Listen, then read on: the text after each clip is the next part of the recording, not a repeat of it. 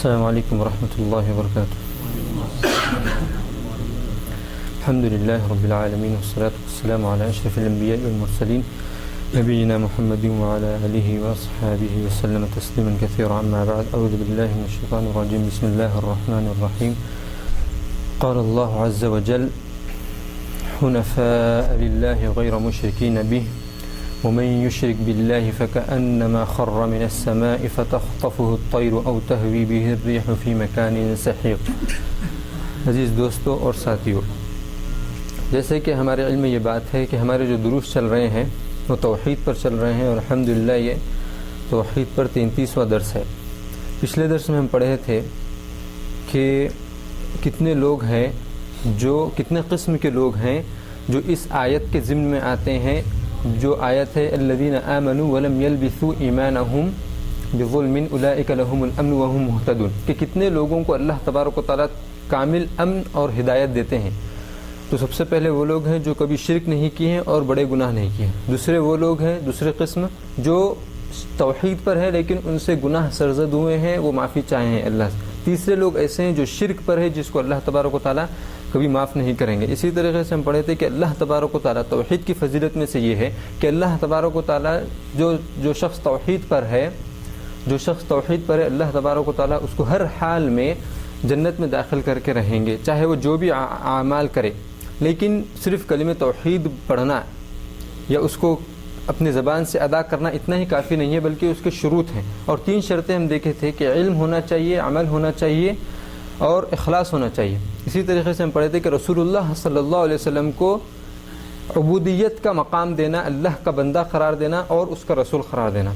اور اسی طریقے سے پڑھے تھے کہ رسول اللہ صلی اللہ علیہ وسلم کو عبودیت کا مقام دینے سے غلو سے بچ جاتے ہیں، اور رسالت کا مقام دینے سے کفر سے بچ جاتے ہیں. اسی طریقے سے عیسیٰ علیہ السلام کو عبودیت کا مرتبہ دینا، نہ کہ بیٹے کا مرتبہ دینا، اور عیسیٰ علیہ السلام کو رسالت رسول کا مرتبہ دینا. اور اسی طریقے سے پڑھتے ہیں کہ عیسیٰ علیہ السلام کو اللہ تعالیٰ نے کلمہ کہا ہے. تو کلمہ کا کیا مطلب ہے کہ اللہ نے ان کو کلمے سے بنایا ہے، اسی لیے کہا ہے، نہ کہ بلکہ وہ خود کلمہ ہے. اسی طریقے سے عیسیٰ علیہ السلام کو اللہ تبارک و تعالیٰ نے روح کہا ہے. تو روح سے مراد کوئی اور روح یا پھر کوئی الگ روح نہیں ہے، بلکہ وہی روح ہے. جس طریقے سے ہم میں جو روح ہے اسی طریقے سے وہ بھی ایک روح ہے. یہاں پر ہم رکے تھے، اور اسی طریقے سے ہم یہی پڑھے تھے کہ اللہ تبارک و تعالیٰ توحید کے فضائل میں سے یہ بھی ایک فضیلت بیان کی ہے کہ جو شخص توحید پر ہوگا اللہ تبارک و تعالیٰ اس کو جہنم پر حرام کر دیں گے. اور ہم یہ حدیث لے کر کے یہاں رکے تھے. لیکن اب یہاں پر اس درس میں انشاءاللہ ہم اس حدیث کے جو فوائد ہم کو ملتے ہیں اس کو ہم دیکھیں گے اور آگے پڑھیں گے.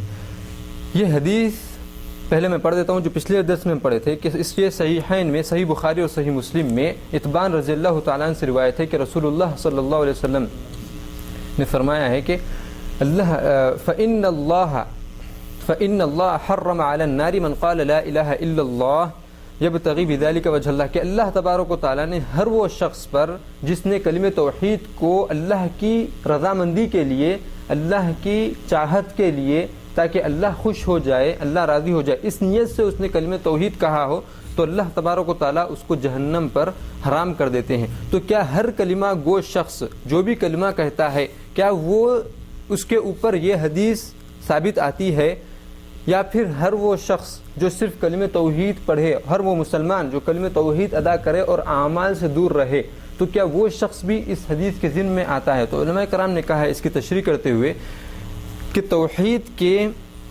شروط پچھلے درس میں ہم 3 شرطیں دیکھے تھے، اسی 3 شرطوں کے علاوہ اور 4 شرطیں اضافہ کرتے ہوئے میں آپ کو مکمل جو کلمہ توحید کے جو شروط ہیں وہ 7 ہیں، وہ میں بتلاؤں گا آپ کو. سب سے پہلی شرط جو پچھلے درس میں ہم دیکھے تھے کہ علم جو جہالت کو دور کرے، علم حاصل ہو کس کا؟ اللہ تبارک و تعالیٰ کا، اللہ تبارک و تعالیٰ کی عظمت کا، ربوبیت کا، الوہیت کا، اسماء و صفات کا، جو بھی توحید سے متعلق ہے. اس کے بعد جو علم، ایسا علم جو جہالت کو دور کرے. اور یعنی کیا مطلب ہوا اس کا کہ علم ہو تو قرآن اور حدیث سے ہو، جبھی ہماری جہالت دور ہو سکتی ہے. اگر قرآن اور احادیث چھوڑ کر کے ہم گڑے ہوئے قصے یا پھر گڑے ہوئے احادیث جو ثابت نہیں ہے یہ، یا پھر کسی عالم کے قصے جس نے کتاب لکھی ہو کسی بھی نام سے، اس کو پڑھ کر کے، ان کے معجزات کو پڑھ کر کے اگر دین سمجھنا چاہے، توحید سمجھنا چاہے، تو پھر یہ گمراہی پر گمراہی ہوگی، بلکہ جہالت پر جہالت ہوگی۔ تو علم حاصل کرنا ہے قرآن اور احادیث سے، تو وہ ہے جہالت کو دور کرنے والا علم، سب سے پہلی شرط۔ دوسری شرط ہے جو علم یقین جو شک کو دور کرے۔ کلمہ توحید جب آپ کہہ رہے ہیں تو یقین ہو کہ اللہ تبارک و تعالیٰ ہے، اللہ تبارک و تعالیٰ کے علاوہ کوئی اور معبود برحق نہیں ہے، یہ یقین ہو جو شک کو دور کرے کہ اللہ تبارک و تعالیٰ کے بارے میں جو شکوک پیدا کرتا ہے شیطان، اس کو دور کرے، یقین ہو جو شک کو دور کرے، دوسری شرط۔ تیسری شرط سچائی ہو انسان کے اندر جو جھوٹ کو دور کرے، جب وہ کلمہ کہے تو سچائی کے ساتھ کہے اور جھوٹ اس میں نہ ہو، اس میں یا پھر وہ دوسروں کو بتلا رہا ہو یا پھر وہ خود کہہ رہا ہو، اس میں سچائی ہو، جھوٹ اس میں شامل نہ ہو۔ چوتھی شرط ہے اخلاص ہو اس کے اندر، ریاکاری کو، اخلاص ایسا ہو جو ریاکاری کو دور کرے، جو دکھاوے کو دور کرے، جو دکھلاوے کو، جو لوگوں کو دکھاتے ہیں اس کو دور کرے، جس کے اندر اخلاص ہو۔ یہ ہو گیا چوتھی شرط۔ پانچویں شرط ہے محبت ہو جو نفرت کو یا دشمنی کو دور کرے۔ کس سے محبت ہو؟ اللہ تبارک و تعالیٰ سے، اللہ کے دین سے، اللہ کے کتابوں سے، اللہ کے رسولوں سے، اور جو دین پر چلنے والے ہیں ان لوگوں سے، اور دین کے تمام امور سے محبت ہو جو بغض کو اور دشمنی کو دور کرے۔ یہ ہو گئی پانچویں شرط۔ چھٹی شرط یہ ہے کہ اس توحید کو دل و جان سے اپنا لے، اس توحید کو اپنا لے، زبان سے کہنے کے بعد علم، عمل، اخلاص، سچائی کے باوجود بھی انسان کسی چیز کو اپناتا نہیں ہے، اس کو ٹھکراتا ہے۔ تو چھٹی شرط یہ کہ اس کو اپنا لے، اس چیز کو اپنا لے، چھٹی شرط۔ ساتویں اور آخری شرط ہے کہ قبول اس طریقے سے وہ چیز کو کرے کہ اس سے رد دور ہو جائے۔ جب آپ قبول کرتے ہیں کسی چیز کو تو اس کا الٹا کیا ہوتا ہے؟ رد کرنا۔ تو آپ توحید کو کسی بھی ناحیے سے یا کسی بھی توحید کے شعبے کو آپ رد نہ کریں، اس کے ہر چیز کو قبول کر لیں۔ تو اس حدیث سے یہ 7 چیزوں سے سب سے پہلی چیز ہم کو یہ معلوم ہوتی ہے کہ علم، جس کے بارے میں ہم پہلے بہت پڑھ چکے ہیں، لیکن بتلانے کا مقصد کہ علم کے بغیر کوئی چیز حاصل نہیں ہو سکتی۔ اور علم کے دلائل کے لیے میں آگے ایک حدیث بتاؤں گا توحید کے متعلق انشاءاللہ، جس میں موسیٰ علیہ السلام کا ذکر ہے۔ تو اس حدیث سے جس میں رسول اللہ صلی اللہ علیہ وسلم نے کہا کہ فَإِنَّ اللَّهَ حَرَّمَ عَلَى النَّارِ مَنْ قَالَ لَا إِلَهَ إِلَّا اللَّهُ يَبْتَغِي بِذَلِكَ وَجْهَ اللَّهِ۔ تو کلمہ توحید اللہ کے لیے، اللہ کی رضامندی کے لیے کہنا، اس کا بدلہ اور اس کا جزا یہ ہے کہ اللہ تبارک و تعالیٰ اس شخص کو جہنم پر حرام کر دیتے ہیں، یعنی اللہ تبارک و تعالیٰ اس کو جہنم میں نہیں ڈالتے ہیں۔ یہ ایک حدیث ہوئی ہے۔ اس کے بعد جب قیامت قائم ہوگی اور جب اللہ تبارک و تعالیٰ کا میزان رکھا جائے گا، جب قیامت قائم ہوگی، اور میزان جیسے ہمارے دنیا میں جو میزان ہوتا ہے وہی لفظ اللہ تبارک و تعالیٰ نے قرآن میں اور احادیث میں استعمال کیا ہے، لیکن اس میزان کی تشبیہ اس دنیا کے میزانوں سے دینا یہ غلط ہے، کیونکہ اللہ تبارک و تعالیٰ کی کسی بھی چیز جو قرآن اور احادیث میں جس کو بیان نہیں کیا گیا ہے، اس کی تشبیہ دے کر کے آپ یہ ثابت کرنا کہ اللہ کا جو میزان ہے، اللہ کا جو ترازو ہے وہ میرے ترازو کی طرح ہے یا ایسا ہے ویسا ہے، یہ کرنا گمراہی ہے، کیونکہ رسول اللہ نے اس کی تفصیل نہیں بیان کی قرآن میں، اور رسول اللہ صلی اللہ علیہ وسلم نے احادیث میں نہیں بتلایا۔ تو ہم کو کیا لینا ہے کہ یہ لینا ہے کہ میزان ہے، یہ چیز سمجھ جانا ہے بس۔ اس کے ڈیپتھ میں کہ میزان کیسا ہے، اس کا کتنا پلڑا، کتنا بڑا ہے، کتنا چھوٹا ہے، اس کو کس طریقے سے رکھا جائے گا، وہ یہ سب میں جانے کا، کیونکہ رسول اللہ صلی اللہ علیہ وسلم نے ہم کو اس پر نہیں بتلایا ہے تفصیلات، تو ہم کو جاننے کی کوئی ضرورت نہیں ہے۔ اور اس بارے میں سوال کرنے والا شخص بدعتی ہوتا ہے، اور علماء کرام نے کہا ہے کہ وہ بدعتی ہے جو شخص ایسے چیزوں کے بارے میں سوال کرے جس کو اللہ تعالیٰ نے، رسول اللہ صلی اللہ علیہ وسلم نے تفصیل سے نہیں بتلایا ہو۔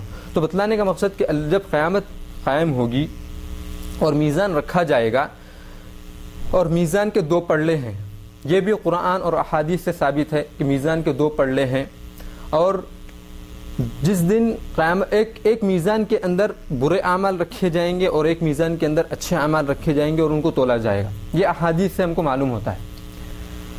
اب یہاں پر اس توحید کے لیے ہم کو کیا سمجھنا ہے کہ جب ترازو رکھا جائے گا، جب میزان رکھا جائے گا قیامت کے دن، تو تمام اعمال پر یا پھر تمام برائیوں پر یا تمام گناہوں پر اور تمام اچھائیوں پر جو سبقت لے جائے گا وہ ہے کلمہ توحید. جو چیز سبقت لے جائے گی قیامت کے دن پڑھلے میزان میں وہ ہے کلمہ توحید. صرف کلمہ توحید. کلمہ توحید ایک ایسی چیز ہے جس کو پڑھنے میں رکھا جائے گا, اور اس کے احادیث دوسرے بھی آئے ہیں, لیکن ہم صرف اس حدیث پر جو ہے نا پڑھتے ہیں کہ اس میں کیا ذکر ہے کہ جس دن قیامت کے دن میزان رکھا جائے گا, اس دن جب اعمال کا وزن کیا جائے گا, اس دن سب سے زیادہ وزنی جو چیز ہوگی وہ ہوگی کلمہ توحید. اور اس کی دلیل صحیح حاکم نے اور ابن حبان نے صحیح میں بیان کی ہے. ابی سعید الخدری رضی اللہ تعالیٰ عنہ سے روایت ہے. ابی سعید الخدری رضی اللہ تعالیٰ عنہ سے روایت ہے کہ رسول اللہ صلی اللہ علیہ وسلم فرماتے ہیں کہ قال موسیٰ, کہ موسیٰ علیہ السلام نے اللہ تبارک و تعالیٰ سے کہا ہے. اور موسیٰ علیہ السلام کی خصوصیت تھی کہ وہ اللہ تبارک و تعالیٰ سے ڈائریکٹ گفتگو کرتے تھے. ڈائریکٹ گفتگو موسیٰ علیہ السلام کرتے تھے. اور موسیٰ علیہ السلام کی فضیلت کے لیے بس ایک بات میں ذکر کر دیتا ہوں کہ موسیٰ علیہ السلام بنی اسرائیل کے بڑے نبیوں میں سے اور بڑے رسولوں میں سے ایک رسول ہیں. اور تمام رسول جتنے بھی بھیجے گئے ہیں, جتنے رسول اور پیغمبر بھیجے گئے ہیں 1,24,000, اس میں اولو العزم یعنی بہت ہی بڑے عظیمت والے اور بہت ہی بڑے کام کیے ہیں وہ دنیا میں آ کر کے.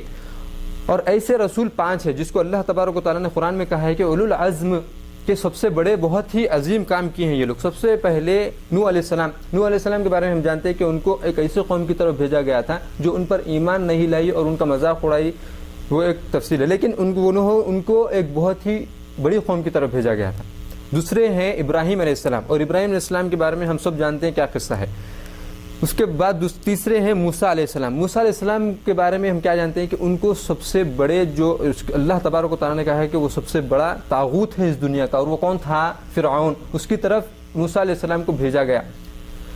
چوتھے ہیں عیسیٰ علیہ السلام, جس کو اللہ تبارک و تعالیٰ نے ایک ایسی کتاب جس کا ذکر آج بھی اس دنیا میں ہوتا ہے, دوسری کتابوں کا ذکر نہیں ہوتا ہے, لیکن وہ بھی آج بھی ان کی جو کتاب دی گئی ہے ان کا بھی اس کتاب کا ذکر آج دنیا میں ہوتا ہے, اور یہ بہت معروف چیز ہے. پانچویں اور آخری جو اولو العزم ہیں وہ ہیں رسول اللہ صلی اللہ علیہ وسلم, جس کو اللہ تبارک و تعالیٰ نے اس امت کی طرف اور ایسی وقت پہ رسول اللہ صلی اللہ علیہ وسلم کو بھیجا گیا تھا اس دنیا میں جہاں پر توحید کا نام و نشان نہیں تھا.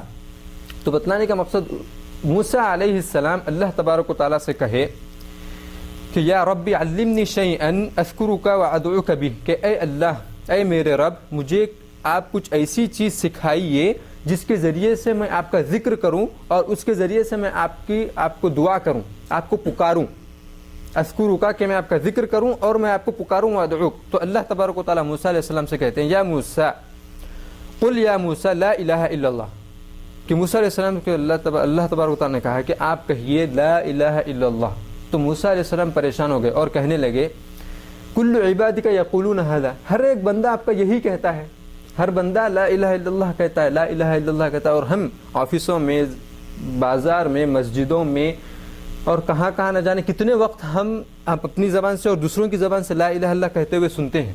بازاروں میں, آفسوں میں, مساجد میں, کتنی جگہ ہم سنتے ہیں لوگوں سے, چاہے وہ سعودی ہو کہ غیر سعودی ہو, اور حتیٰ کہ یہاں تک کہ اگر وہ کافر بھی ہے اور یہاں پر رہ رہا ہے تو وہ بھی کہتا ہے کبھی مشکل میں لا الہ الا اللہ, اس کی زبان سے نکلتا ہے. آپ دیکھے ہوں گے تجربہ, جو پرانے زمانے کے یہاں پر جو لوگ ہیں تقریباً 5-6 سال سے جو رہ رہے ہیں وہ لوگ دیکھے ہوں گے کہ کافر بھی جو یہاں رہتا ہے اس کی بھی زبان سے نکل جائے.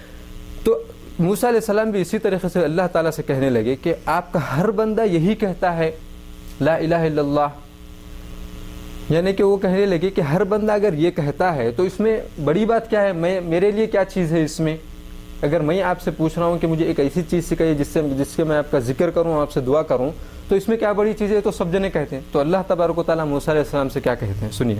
اللہ تعالیٰ کہتے ہیں قال اللہ یا موسیٰ, اے موسیٰ, لو ان السماوات السبع وآمرهن غیری, اگر تمام ساتوں آسمان اور ساتوں آسمان میں جو کچھ چیزیں ہیں مجھے چھوڑ کر, یعنی اللہ تعالیٰ کہتے ہیں کہ مجھے چھوڑ کر آسمان میں جتنے چیزیں ہیں اور آسمانوں کو ملا کر کے, والاراضین السبع, اور جو ساتوں زمینیں ہیں ان سب کو ملا کر کے, فی کفہ، اگر ایک پلڑے میں رکھ دیا جائے، ولا الہ الا اللہ فی کفہ، اور کلمہ توحید کو اگر ایک پلڑے میں رکھ دیا جائے، پہلے پلڑے میں کس کو رکھ رہے ہیں؟ ساتوں آسمانوں کو، اور ساتوں آسمانوں میں اللہ کو چھوڑ کر کے جتنے چیزیں ہیں، اور میں تفصیل بتاتا ہوں کیا کیا ہے آسمانوں میں، ان سب کو رکھ دیا جائے، اور زمینوں کو، اور زمینوں میں جو کچھ ہیں ان سب کو رکھ دیا جائے۔ اور آپ پوچھیں گے کہ صرف ساتوں زمینوں کا ذکر ہے اور ساتوں زمینوں میں جو ہے اس کا ذکر نہیں ہے، تو اس کا بھی ذکر ہے، میں آپ کو بتلاتا ہوں کس طریقے سے۔ اللہ تعالیٰ کہتے ہیں ساتوں زمینوں کو اگر اس میں رکھ دیا جائے اور کلمہ توحید کو دوسرے پلڑے میں رکھ دیا جائے، مالت بہن لا الہ الا اللہ، تو وہ پلڑا جس میں کلمہ توحید رکھا گیا ہے وہ کلمہ اس پلڑے پر بھاری ہو جائے گا، جس میں تمام عالم کو رکھ دیا گیا ہے، اللہ کو چھوڑ کر کے ہر چیز رکھ دی گئی ہو، اس پر وہ کلمہ کیا ہوگا؟ بھاری ہو جائے گا، بھاری ہو جائے گا۔ تو یہاں پر موسیٰ علیہ السلام کو اللہ تبارک و تعالیٰ نے اس کی اہمیت بتلائی ہے، اور پھر وہ موسیٰ علیہ السلام کے زمانے میں یہ چیز ہوئی ہے، لیکن اللہ تبارک و تعالیٰ نے اس توحید کی اہمیت کو، اس کلمے کی اہمیت کو ہم تک پہنچانے کے لیے رسول اللہ صلی اللہ علیہ وسلم کے ذریعے سے ذکر کروایا ہے۔ تو اس توحید کا اس حدیث میں جو سب سے پہلی چیز ہے ہم کو سمجھنے کی، وہ یہ ہے کہ موسیٰ علیہ السلام نے کیا کہا کہ یا ربی علمنی شیئن، تو موسیٰ علیہ السلام نے دعا کی کس چیز کی؟ علم کی۔ انہوں نے کیا کہا کہ مجھے کچھ سکھائیے، تو ہم کو علم حاصل کرنے کے لیے اللہ سے دعا کرنا چاہیے کہ اے اللہ مجھے جو صحیح علم ہے دین کا وہ مجھے عطا کر، کیونکہ یہاں پر ہم کو دلیل ملتی ہے کہ موسیٰ علیہ السلام اولو العزم ہونے کے باوجود اگر وہ نہیں بھی پوچھتے تو اللہ تعالیٰ ان کو دیتے، لیکن وہ عبودیت کا یہ مقام ہے کہ اللہ سے علم طلب کیا جائے، اللہ سے مانگا جائے کہ اے اللہ مجھے جو سیدھا علم ہے، جو صحیح علم ہے، جو آپ سیدھے راستے پر، صراط مستقیم پر مجھے لے جاتا ہو، وہ مجھے علم عطا کر۔ تو یہاں پر سب سے پہلی چیز ہم کو معلوم ہوتی ہے کہ علم ہم کو اللہ تبارک و تعالیٰ سے مانگنا چاہیے۔ دوسری چیز ہم کو یہ معلوم ہوتی ہے کہ کلمہ توحید جو چیز ہے، کلمہ توحید جو ہے وہ سب سے عظیم ذکر ہے دنیا میں، کیونکہ اس حدیث میں کیا کہا موسیٰ علیہ السلام نے کہ میں آپ کا اس کے ذریعے سے ذکر کروں۔ ذکر سے مراد اللہ کی یاد کرنا، تو کلمہ توحید پڑھنا سب سے بڑا ذکر ہے۔ دوسرے اذکار بھی ہیں، سبحان اللہ بحمدہ لا حول ولا قوۃ الا باللہ، سبحان اللہ والحمد للہ ولا الہ الا اللہ واللہ اکبر، اور تمام کئی جو ہے نا اذکار ہیں اس کے، لیکن ان سب پر بھاری ہونے والا ذکر کون سا ہے؟ وہ لا الہ الا اللہ۔ اور اس کی دلیل میں آپ کو دیتا ہوں کہ رسول اللہ صلی اللہ علیہ وسلم نے کہا کہ ایمان کے 70 شعبے ہیں، 70 سے زیادہ شعبے ہیں، سب سے پہلا اور سب سے عظیم جو درجہ ہے ایمان کا وہ کون سا ہے؟ کہ لا الہ الا اللہ کہنا، اور سب سے ادنا جو درجہ ہے وہ کیا ہے؟ کہ راستے میں چلتے ہوئے کسی تکلیف دہ چیز کو ہٹانا تاکہ دوسروں کو تکلیف نہ ہو۔ تو سب سے اعلیٰ چیز رسول اللہ علیہ وسلم نے ایمان کے شعبے میں کس کو بتلائی ہے؟ کلمہ توحید کو، لا الہ الا اللہ کہنے کو۔ تو یہاں پر بتلانے کا وہ سب سے عظیم ذکر، سب سے عظیم اللہ کا اگر آپ ذکر کرنا چاہ رہے ہیں، ہم اگر اللہ کا ذکر کرنا چاہ رہے ہیں تو کلمہ توحید کہیں، لا الہ الا اللہ۔ اور اسی طریقے سے یہ دوسری چیز ہو گئی۔ تیسری چیز یہ ہے کہ کلمہ توحید سب سے بہترین دعا ہے، کلمہ توحید کو کہنا سب سے بہترین دعا ہے، کیونکہ اس حدیث میں موسیٰ علیہ السلام نے کیا کہا کہ میں آپ کو اس کے ذریعے سے دعا کروں آپ سے، تو ادعو کا میں آپ کے اس کے ذریعے سے پکاروں، تو لا الہ الا اللہ جو ہے وہ سب سے بہترین دعا بھی ہے۔ اور اسی طریقے سے میں یہاں پر ایک باریک نقطہ بتلانا چاہوں گا کہ جو حدیث میں پہلے بتلایا کہ رسول اللہ صلی اللہ علیہ وسلم نے کیا کہا کہ ایمان کے 70 سے زیادہ درجے ہیں، اور سب سے پہلا درجہ کلمہ توحید ہے، اور آخری اماطۃ الاذی ہے، راستے سے نقصان دہ چیز کو، تکلیف دہ چیز کو ہٹانا ہے۔ ایک قصہ آتا ہے بنی اسرائیل کی عورت کا کہ بنی اسرائیل کی جو زانیہ عورت تھی وہ جا رہی تھی رستے میں، اور اس نے بنی اسرائیل کی عورت کا نہیں، اس میں بنی اسرائیل کے آدمی کا ذکر ہے یہ قصے میں، کہ آدمی جو گنہگار تھا بنی اسرائیل کا، وہ راستے سے جا رہا تھا اور راستے میں ایک جھاڑ کی ڈالی گری ہوئی تھی، تو وہ یہ نیت سے اللہ کو راضی کرنے کے لیے اس نے یہ نیت کی کہ میں اس کو ہٹا دوں گا راستے سے تاکہ لوگوں کو تکلیف نہ ہو۔ تو اللہ تبارک و تعالیٰ نے اس کو کیا اجر دیا ہے کہ اللہ رسول اللہ صلی اللہ علیہ وسلم کہتے ہیں حدیث میں کہ اللہ تبارک و تعالیٰ نے اس کے تمام گناہ معاف کر دیے اور اس کو جنت میں داخل کر دیا، یعنی کہ بشارت مل چکی ہے اس کو کہ وہ جنت میں چلا گیا ہے، رسول اللہ صلی اللہ علیہ وسلم کی زبانی بشارت مل چکی ہے۔ تو سمجھنے کی کیا چیز ہے اس میں کہ جو ادنا درجہ ایمان کا ہے وہ راستے سے تکلیف دہ چیز ہٹانے پر کیا جزا ملی، اس کو کیا بدلہ ملا؟ جنت میں داخل ہو گیا۔ تو آپ کو اور ہم کو یہ سوچنا ہے کہ جب سب سے ادنا درجے کا یہ مقام ہے اللہ تبارک و تعالیٰ کے پاس، تو سب سے اعلیٰ درجہ جو کلمہ توحید ہے اس کا کیا درجہ ہو؟ اگر وہ حقیقت اور سچے دل کے ساتھ اگر وہ کلمہ توحید پر رہے مرتے دم تک، تو اللہ تبارک و تعالیٰ اس کو کیا جزا دیں گے؟ تو بتلانے کا مقصد توحید، کلمہ توحید کی جو اہمیت ہے وہ بتلانا مقصد ہے۔ اس حدیث سے ہم کو اور کیا چیز معلوم ہوتی ہے؟ اللہ تبارک و تعالیٰ نے کیا کہا کہ اگر تمام آسمان، ساتوں آسمان کو اور ساتوں آسمانوں میں جو جو چیزیں ہیں گنتے جائیں، تمام آسمانوں میں کیا کیا ہے، ہر رسول اللہ صلی اللہ علیہ وسلم کہتے ہیں ایک حدیث میں کہ ہر تمام ساتوں آسمان پہ کسی جگہ 4 انگلی کی جگہ چھٹی ہوئی نہیں ہے، وہاں پر فرشتہ سجدہ کیا ہوا ہے، یعنی کہ تمام فرشتوں کو۔ اس کے بعد رسول اللہ صلی اللہ علیہ وسلم جو مخلوقات ساتوں آسمانوں میں ہیں اس کو، جس کا علم مجھے نہیں ہے، ان سب کو ملا کر کے، اور اس کے علاوہ ایک حدیث میں آتا ہے کہ رسول اللہ صلی اللہ علیہ وسلم نے کہا ہے کہ ساتوں آسمانوں کے اوپر ایک سمندر ہے، ساتوں آسمانوں کے اوپر سمندر ہے ایک، اور وہ سمندر کی جو مسافت ہے، جو اس کو طے کرنے میں جو وقت لگے گا، وہ 500 سال کی مسافت کا سفر ہے وہ، تو اس سمندر کو بھی اس پلڑے میں رکھا جائے گا۔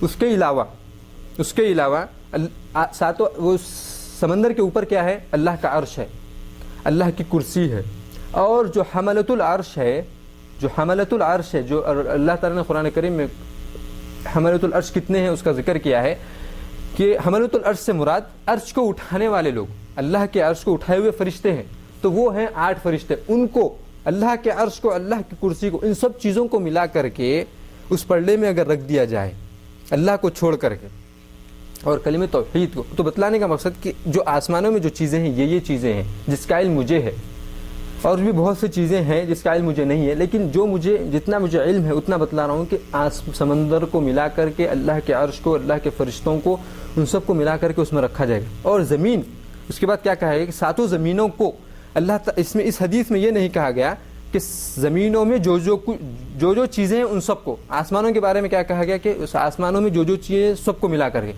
تو کیوں زمین میں جو چیزیں اس کا ذکر کیوں نہیں ہے؟ اور اس کی وجہ یہ ہے، علماء نے یہ بیان کی ہے کہ آسمانوں میں جو چیزیں ہیں وہ دنیا میں اور زمین میں جتنے چیزیں ہیں اس سے ان کا وزن بھاری ہے۔ زمین میں جتنے خزانے ہیں اس کے مقابلے میں اگر آسمان کی چیزوں کا اگر آپ وزن کریں گے تو کچھ فرق نہیں ہے، مطلب بہت اتنا فرق ہے کہ جتنی چیزیں، اسی لیے اس حدیث میں زمین کی چیزوں کا ذکر نہیں کیا گیا ہے، کیونکہ اللہ تبارک و تعالیٰ نے اونچی چیز کا ذکر کر دیا ہے کہ آسمان میں جو چیزیں اس کو اگر ملا دیا جائے، تو جب ہم بڑی چیز کا ذکر کرتے ہیں تو چھوٹی چیز اس میں خود بخود آ جاتی ہے۔ تو اسی طریقے سے اس حدیث میں بھی یہی کیا گیا ہے کہ اللہ تبارک و تعالیٰ نے ساتوں زمینوں کا ذکر کیا ہے، اس کے ساتھ میں آ چکے ہیں اس میں جو چیزیں ہیں، اس میں کیا ہے، اب اس میں جو سمندراں ہیں، پہاڑ ہے، جھاڑیں ہیں، انسانیت ہے، چرند پرند ہے، اور جو چیزیں ہیں، ہم جو کچھ دیکھتے ہیں اور جو ہم کو نہیں معلوم ہے، وہ سب چیزیں آ جاتی ہیں۔ ان سب کو ملا کر کے ایک پلڑے میں رکھ دیا جائے اور کلمہ توحید کو ایک پلڑے میں رکھ دیا جائے تو کلمہ توحید بھاری ہو جائے گا۔ اب ہم کو یہاں پر سمجھنا یہ ہے اور سوچنا یہ ہے کہ جب کلمہ توحید کی یہ فضیلت ہے کہ وہ تمام عالم پر بھاری ہے، اور اللہ تبارک و تعالیٰ کے پاس اتنا عزیز اور معزز ہے، تو جو کلمہ توحید کہہ رہا ہے وہ اللہ تبارک و تعالیٰ کے پاس کتنا عزیز ہوگا، اللہ تبارک و تعالیٰ کے پاس کتنا معزز ہوگا جو کلمہ توحید کہہ رہا ہے۔ یہ کلمہ توحید ہے جس کا یہ ہے پلڑے میں، جس کا یہ عالم ہے، اگر اس پلڑے میں اس شخص کو جو توحید پر ہے اس کو رکھ دیا جائے تو اس کا کیا عالم ہوگا۔ اور اس کے علاوہ جو کلمہ توحید جس کے لیے کہی جا رہی ہے اس کا عالم کیا ہے، کس کے لیے کہا جا رہا ہے کلمہ توحید؟ اللہ تعالیٰ کے لیے۔ تو بتلانے کا مقصد کلمہ توحید قیامت کے دن جب پلڑا رکھا جائے گا تو کلمہ توحید کے سامنے کوئی چیز ٹک نہیں سکتی ہے سوائے اللہ کے۔ تو اس حدیث سے ہم کو یہ معلوم ہوا کہ تمام آسمانوں کی چیزوں کو اور زمینوں کو ملا کر کے بھی اگر رکھ دیا جائے تو کلمہ توحید اس پر بھاری آ جاتا ہے۔ اسی طریقے سے ہم کو اس حدیث میں یہ بھی معلوم ہوتا ہے کہ اللہ کے جو میزان رکھا جائے گا قیامت کے دن، اس کے 2 پلڑے ہیں، اس کے 2 پلڑے ہیں۔ یہ ہم کو علم حاصل ہوتا ہے، پلڑے کس طریقے سے ہے یہ ہم کو علم حاصل نہیں ہوتا ہے کہ کس طریقے سے۔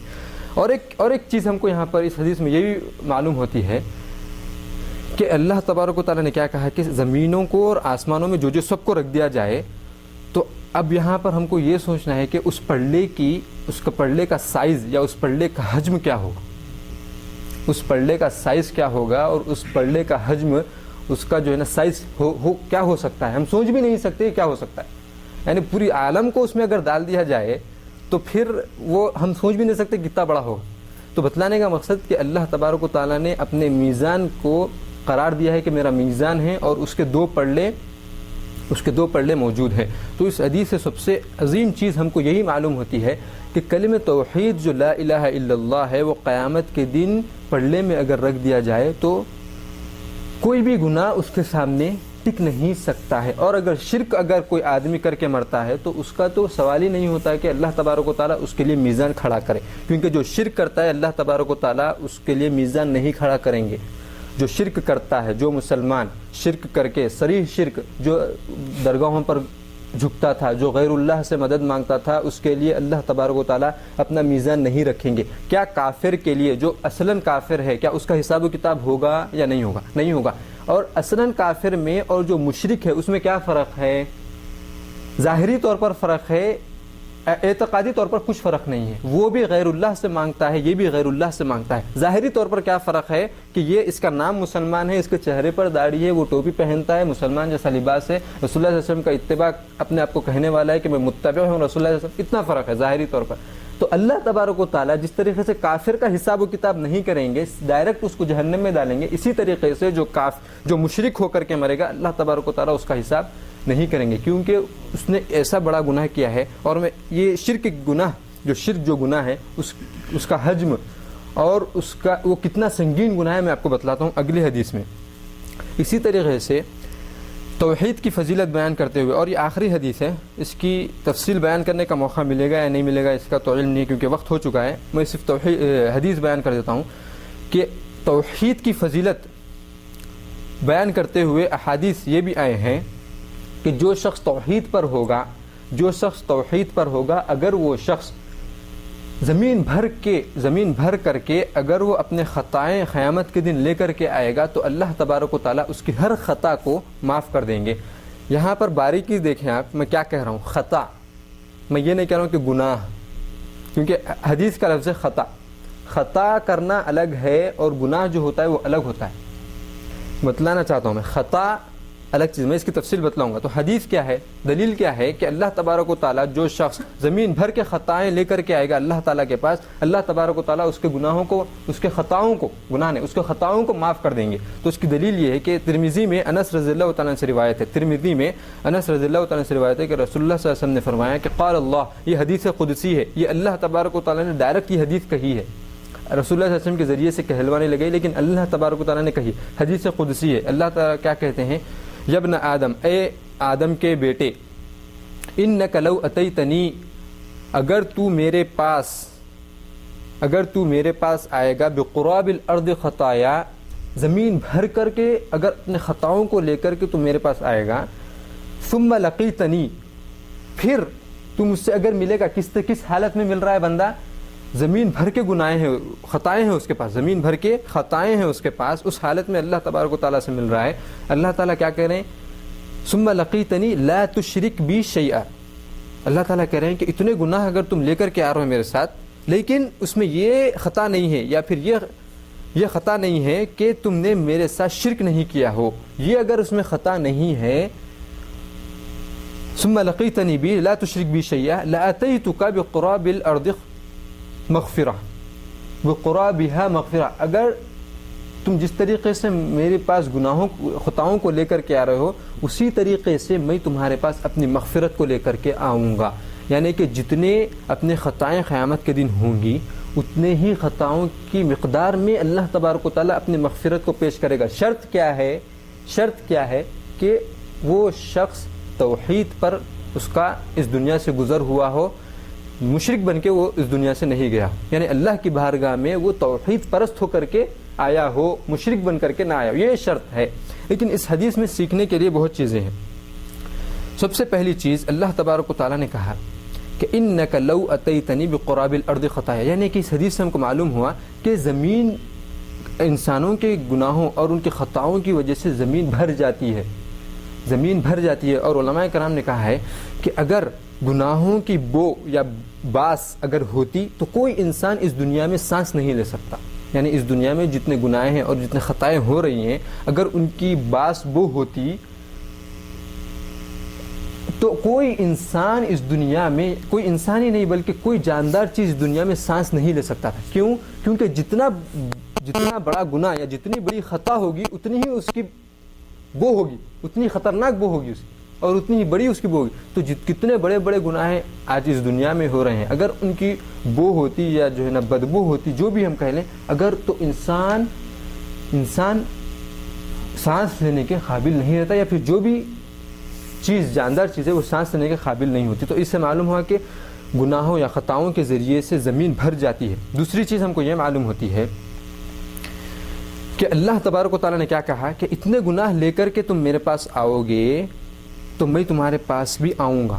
تو اللہ تبارک و تعالیٰ نے زمین بھر کے ایک بندہ اپنی خطائیں لے کر کے آ رہا ہے، پھر بھی اللہ تعالیٰ یہ نہیں کہہ رہے ہیں کہ تم میرے سے دور ہو جاؤ، پھر بھی اللہ تعالیٰ کہہ رہے ہیں کہ میں تم سے ملوں گا. ہم کیا کرتے، ایک جنا اگر ہم سے دھوکہ کرا، جھوٹ بولا یا کچھ بھی ہمارے ساتھ نقصان کرا تو ایک وقت معاف کرتے، دوسرے وقت. یہ مثال میں ہم سمجھنے کے لیے دے رہا ہوں، اللہ کے لیے کوئی مثال نہیں ہے، سمجھنے کے لیے ہم کو. تو ہم کیا کرتے، تیسری اگر مرتبہ کر دیا تو ہم اس کے ساتھ جو بھی چیزیں ہم اس کا ختم کر دیتے، دوستی ختم کر دیتے، ہم اس کے ساتھ رشتہ داری ہے تو صرف رشتہ داری رکھتے، دوسری چیز ہم سب ختم کر دیتے.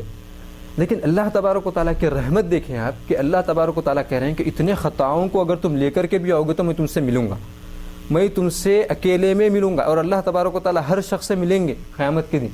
اور جو شخص اپنے خطاؤں کو بھی لے کر کے اتنے زیادہ لے کر کے آئے گا تو بھی اللہ تبارک و تعالیٰ اس سے ملیں گے. میں آخری اس چیز کا، اس کے اور نقطے ہیں اس حدیث کے، لیکن ایک ہی آخری نقطہ اس درس کے لیے میں بتلا دیتا ہوں کہ خطا کسے کہتے ہیں، جس کو اس حدیث میں کہا گیا ہے کہ خطا کسے کہتے ہیں. اور یہ حدیث سننے کے بعد ہم کو شیطان نے خطا کا مطلب غلط سمجھایا. ہم سمجھتے ہیں خطا کا مطلب بس اب گناہ پہ گناہ کرتے جاؤ. اللہ تبارک و تعالیٰ نے گارنٹی دے دی ہے کہ توحید ہے تو تمہارے گناہ تمام معاف ہے، میں تم کو معاف کرنے والا ہوں. یہ شیطان نے ہم کو غلط ترجمہ بٹھایا ہمارے ذہن. صحیح ترجمہ کیا ہے؟ خطا کسے کہتے ہیں؟ جو بھول چک ہو جاتی ہے یا پھر شیطان کے ورغلانے میں آ کر کے انسان کر دیتا ہے، انجانے میں ہو جاتا ہے، یا پھر جانتے بوجھتے کرتا ہے لیکن وہ کرتے ہی اللہ سے پھر معافی چاہ لیتا ہے. اس کو کہتے ہیں خطا کرنا. اس کو کہتے ہیں خطا کرنا. کس کو کہتے ہیں خطا کرنا؟ بھول چوک ہو گئی ہو، شیطان کے بہکاوے میں آ گئے ہوں، یا پھر انجانے میں ہو چکا ہو، یا پھر جانتے بوجھتے کرے لیکن وہ کرنے کے بعد یہ احساس ہوا کہ میں نے اللہ کی نافرمانی کی ہے، پھر توبہ کر لینا، یہ ہے خطا. اور اسی خطا کے بارے میں رسول اللہ صلی اللہ علیہ وسلم نے کہا کہ کل بنی آدم خطا، کہ ہر بنی آدم خطا کرنے والا ہے. یہ مراد جو خطا کرنے والا ہے یہ مراد ہے اس سے کہ گناہ کر کے معافی مانگ لینا، یہ احساس ہونا ہے کہ میں نے اللہ کا گناہ، اللہ کے ساتھ اللہ کی نافرمانی کی ہے. اس کے بعد کیا کہا رسول اللہ صلی اللہ علیہ وسلم نے؟ کل بنی آدم خطا وخیر الخطائین التوابون. تو رسول اللہ صلی اللہ علیہ وسلم نے کیا کہا کہ ہر وہ شخص، سب سے بہترین خطا کرنے والا، غلطی کرنے والا وہ شخص ہے جو توبہ کر لے اس کے بعد فوری اور اس گناہ کو چھوڑ دے. لیکن ہم کو شیطان کیا بٹھایا کہ کرتے جاؤ یہاں تک کہ موت آ جاتی ہے اور ہم کو نصیب ہی نہیں ہوتا معافی مانگنے کا. یہ جو شخص گناہ پہ گناہ کرتے جائے، بڑے گناہ، چھوٹے گناہ، نمازوں کی پابندی نہیں، زکوٰۃ ادا نہیں، اللہ کے اوامر جو ہے اس کی صحیح پابندی نہیں، دنیا میں اپنی طریقے سے زندگی گزار رہا ہے، تو اللہ تبارک و تعالیٰ اس کے لیے وہ شخص اس حدیث میں نہیں آئے گا جس کو اللہ تبارک و تعالیٰ نے کہا کہ خطا. کیونکہ وہ شخص اب خطا میں نہیں رہا. جو شخص ہمیشہ اس کو جانتے بوجھتے ہمیشہ کر رہا ہے اور اس کا ذہن اللہ کے ڈر کی طرف جا ہی نہیں رہا ہے، توبہ کی طرف جا ہی نہیں رہا ہے، تو یہ خطا نہیں ہوئی. یہ کیا ہو گیا ہے؟ یہ تو ہونا بول کر کے کر رہا ہے، یعنی سرکشی کہتے ہیں اسے. یہ اس نے اللہ کے ساتھ سرکشی کی ہے. تو اللہ تبارک و تعالیٰ ایسے شخص کے لیے، چاہے وہ توحید پر ہی ہو، اللہ تبارک و تعالیٰ اگر وہ بغیر معافی کے اگر وہ اس دنیا سے چلا جا چکا ہو تو وہ شخص اللہ تبارک و تعالیٰ کی رحمت کے نیچے ہو بھی سکتا ہے، یا اللہ تعالیٰ اس کو جہنم میں ڈال بھی سکتے ہیں. تو اس حدیث میں کون سا شخص ہے جس کو اللہ تبارک و تعالیٰ معاف کریں گے، جس کے خطائیں اگر وہ زمین بھر کر کے لے کر آئے گا؟ تو وہ شخص ہے جو خطا بھول چوک سے کر لیا ہو، یا شیطان کے بہکاوے میں آ کر کر لیا ہو، اس کے بعد توبہ کر لیا ہو، یا پھر جانتے بوجھتے کیا ہو لیکن اس کو پھر بعد میں اللہ کا ڈر لاحق ہوا ہو اور وہ اس گناہ کو چھوڑ دیا ہو، اللہ سے سچی توبہ کر لی ہو، وہ شخص اس حدیث میں آتا ہے. بلکہ ہر وہ شخص جو یہ حدیث سننے کے بعد اپنی منمانی زندگی گزارے اور جو چاہے وہ گناہ کرے، وہ شخص اس حدیث کے ضمن میں نہیں آتا ہے. تو اس درس کا خلاصہ یہ ہے کہ سب سے پہلا پوائنٹ یہ ہے کہ اللہ تبارک و تعالیٰ نے اس شخص پر جہنم کو حرام قرار کر دیا ہے جو شخص اللہ تبارک و تعالیٰ کی رضامندی کے لیے کلمہ توحید کہتا ہو. دوسرا نقطہ اس درس کا کہ علم حاصل کرنا چاہیے توحید کا تاکہ سیدھے راستے پر آ جائیں اور اس پر عمل کرنا چاہیے. اور دوسرے پوائنٹ میں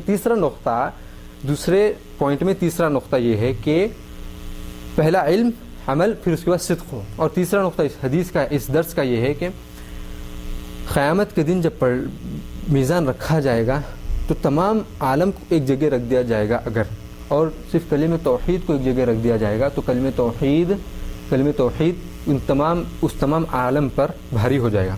یہ تیسرا نقطہ. چوتھا نقطہ یہ ہے کہ اللہ تبارک و تعالیٰ نے اپنے میزان کے 2 پلڑے بتلائے ہیں کہ 2 پلڑے ہیں میزان کے. پانچواں اور آخری نقطہ اس درس کا وہ یہ ہے کہ جو شخص توحید پر ہوگا اور قیامت کے دن اپنے خطاؤں کو زمین بھر کر کے اللہ تبارک و تعالیٰ کے پاس خطاؤں کو اگر لے کر کے آئے گا تو اللہ تبارک و تعالیٰ اسی طریقے سے اس کے پاس اتنی ہی مقدار میں اللہ تبارک و تعالیٰ اس کے پاس اپنی مغفرت کو لے کر کے آئیں گے. اسی بات پر اپنی بات کو ختم کرتا ہوں اور اللہ تبارک و تعالیٰ سے دعا ہے کہ اللہ یہاں پر جو بھی کہا گیا اور سنا گیا اس پر ہم کو عمل کرنے کی توفیق عطا فرمائیے. یا اللہ یہاں پر جو بھی کہا اور سنا گیا اس پر ہم کو عمل کرنے کی توفیق عطا فرمائیے. یا اللہ یہاں پر جو بھی کہا گیا اور سنا گیا اس پر ہم کو عمل کرنے کی توفیق عطا فرمائیے. یا اللہ یہاں پر جتنے حضرات موجود ہیں ان سب کے گناہوں کو معاف فرما دیجیے. یا اللہ ان کے اٹھنے سے پہلے ان کے سب چھوٹے اور بڑے گناہوں کو معاف فرما دیجیے. یا اللہ یہاں پر جتنے حضرات موجود ہیں اللہ ان سب کے چھوٹے اور بڑے گناہوں کو معاف فرما دیجیے. یا اللہ ان میں جو بھی پریشان حال ہے اللہ ان کی پریشانیوں کو دور کر دیجیے. یا اللہ یہاں پر جتنے حضرات موجود ہیں ان میں جو بھی پریشان حال ہے اللہ ان کی پریشانیوں کو دور کر دیجیے. یا اللہ ان میں جو بھی پریشان حال ہے اللہ ان کی پریشانیوں کو دور کر دیجیے. یا اللہ ان میں جو بھی قرض دار ہے اللہ ان کے قرضوں کو ادا ہونے کا ذریعہ نکال دیجیے. یا اللہ جتنے حضرات موجود ہیں یا اللہ ان میں جو بھی بیمار ہیں یا اللہ جو بھی پریشان ہیں اللہ ان کی پریشانیوں کو دور کر دیجیے. یا اللہ ان کو صحت کاملہ اور عاجلہ عطا کیجیے. یا ان کے گھر میں جو بھی پریشان ہیں اللہ ان کی پریشانیوں کو دور کر دیجیے. یا اللہ ان کے گھروں میں اگر جو بیمار ہیں اللہ ان کو صحت کاملہ اور عاجلہ عطا کیجیے. اللہ جتنے مسلمان زندہ ہیں اور جن کا انتقال ہو چکا ہے ان سب کے چھوٹے اور بڑے گناہوں کو معاف فرما دیجیے. یا اللہ جتنے مسلمان زندہ ہیں اور جن کا انتقال ہو چکا ہے ان سب کے چھوٹے اور بڑے گناہوں کو معاف فرما دیجیے. یا اللہ ہم کو جب تک زندہ رکھے اللہ توحید پر زندہ رکھے. یا اللہ ہم کو جب تک زندہ رکھے اللہ توحید پر زندہ رکھے. یا اللہ ہم کو جب بھی موت دیجیے اللہ توحید پر ہم کو موت دیجیے. یا اللہ ہم کو جب بھی موت دیجیے اللہ توحید پر ہم کو موت دیجیے. یا اللہ ہمارے والدین کے اوپر رحم فرمائیے. یا اللہ ہمارے والدین کے اوپر رحم فرمائیے. یا اللہ ہمارے والدین کے اوپر رحم فرمائیے. یا اللہ جتنے مسلمان شرک جیسے دلدل میں پھنسے ہوئے ہیں یا اللہ ان کو توحید کی طرف ان کا رغبت دلا دیجیے. یا اللہ ان کو توحید جیسی روشنی عطا کیجیے. یا اللہ ان کے گناہوں کو معاف فرما دیجیے. یا اللہ جتنے مسلمان انتقال فرما گئے ہیں یا اللہ ان کے خبروں کو نور سے بھر دیجیے. یا اللہ جتنے مسلمان جہاں پر بھی پریشان حال ہے اللہ ان کے پریشانیوں کو دور کر دیجیے. یا اللہ جتنے مسلمان جہاں پر بیمار ہیں اللہ ان کو صحت کاملہ اور عاجلہ عطا کیجیے. یا اللہ جتنے مسلمان جہاں پر بھی پریشان ہیں اللہ ان کی پریشانیوں کو دور کر دیجیے. یا اللہ مسلمان اس دنیا میں جہاں بھی پریشان حال ہے اللہ ان کی پریشانیوں کو دور کر دیجیے. یا اللہ مسلمانوں کی مدد کیجیے. یا اللہ ہر جگہ مسلمانوں کی مدد کیجیے. یا اللہ مسلمانوں کی مدد کیجیے. ربنا آتنا في الدنيا حسنة وفي الآخرة حسنة وقنا عذاب النار وآخر دعوانا الحمد لله رب العالمين وصلى الله وسلم على نبينا محمد وعلى آله وأصحابه وسلم تسليما كثيرا. سبحانك اللهم وبحمدك نشهد أن لا إله إلا أنت نستغفرك ونتوب إليه.